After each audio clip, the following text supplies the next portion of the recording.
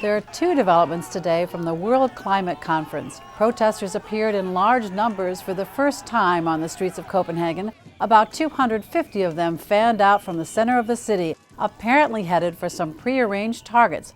Danish police were out in force to meet them. By midday, 50 people had been arrested. Meanwhile, in Brussels, the European Union pledged $3 billion to a fund designed to help poorer nations cope with climate change. Earlier, I talked to the Times' Tom Zeller about both developments.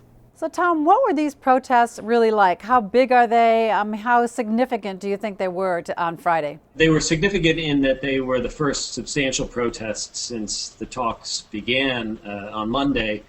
And people had been expecting that there would be protests and were wondering when they were going to start. So this was the first one. But as protests go, I would characterize it as fairly small, maybe 200 to 300 protesters all told, and the police were pretty effective in shutting them down. The protesters had a plan to fan out across the city and target and perhaps vandalize or disrupt businesses at several large international corporations. Now, there was actually another development today in that the European Union has agreed to give $3 billion to the fund to help smaller and poorer countries manage climate change. How significant is this development? It's hard to say how significant it will be. It's not exactly finalized, but it does represent a first step. One of the biggest sticking points in the negotiations so far has been financing for climate mitigation and adaptation for poor countries, particularly island countries who are likely to bear the brunt of climate change. So they've